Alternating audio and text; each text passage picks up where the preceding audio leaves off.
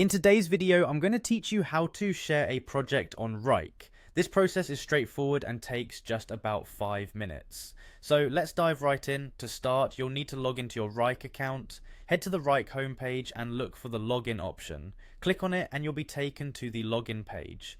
Here, you'll see a few options for logging in, and the easiest way, especially if you've linked your accounts, is to log in with Google. Select the Google option and you'll be prompted to choose the account you'd like to use.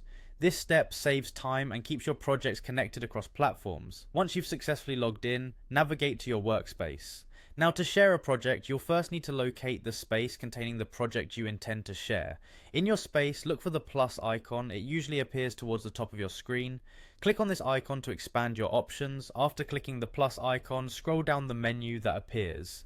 This is where you can find various actions you can perform within the space, but for now we are focused on sharing.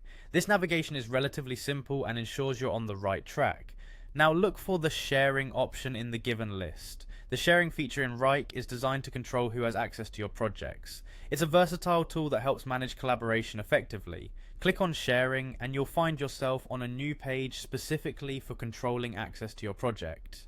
Here's where you formalize who you'd like to share your project with. You'll see another plus icon, which is used to initiate the addition of new collaborators. Click on this plus icon. Doing so will bring up a prompt where you can enter the email addresses of the individuals you'd like to access your project. Enter the desired email addresses carefully. Wrike will send invitations to these users, notifying them that they now have access to the project. This feature is particularly useful for teams, enabling seamless collaboration. Remember, the right email addresses mean that the right people get access, which maintains your project's security and integrity. And there you have it. With these steps, you've successfully shared a project with your team on Wrike.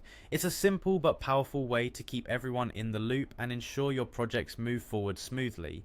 Thank you for watching, and feel free to revisit this guide anytime you need. Happy project managing.